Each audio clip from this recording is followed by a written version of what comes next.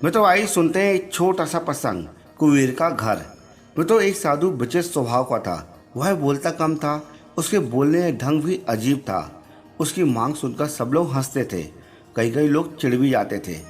उसकी मांग को सुनी और लोग अनसुनी कर देते थे और अपने काम में जुट जाते थे। साधु प्रत्येक घर के सामने खड़ा होकर पुकारता था, माई मुझे मुट्ठी भर मोती देना, तुम्हारा ईश्वर कल्याण करेगा और भला करेगा।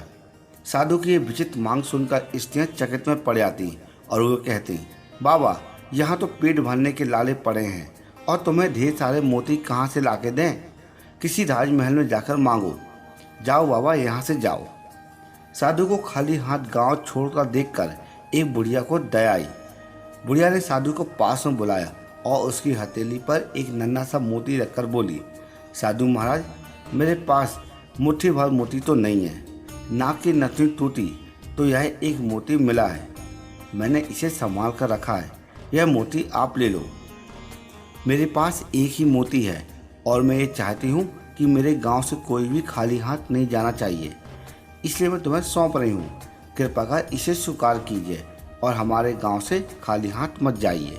मैं तो बुढ़िया के हाथ का नन्हा सा मोती देखकर साधु हंसने लगा और उसने कहा, माता जी ये छोटा सा मोती मैं अपनी फटी हुई झोली में कहाँ रखूँगा, इसे आप अपने पास ही रखिए। ऐसा कहकर साधु गांव से बाहर निकल पड़ा और दूसरे गांव में जाकर प्रत्येक घर के सामने खड़ा होकर पुकारने लगा, माता जी प्याली भर मोती देना, ईश्वर तुम्हारा कल्याण करेगा। साधु की विचित्र मांग सुनकर वहाँ पर स्त्रियाँ भी अचंभव में पड़ गई। वहाँ भी साधु को प्याली भर मोती नहीं मिला। अंत में निराश होकर वो वहाँ से खाली हाथ जाने लगा। उस गांव के एक छोर में एक किसान का घर था। वहाँ मोती मांगने की चाह में उस घर के सामने चला गया।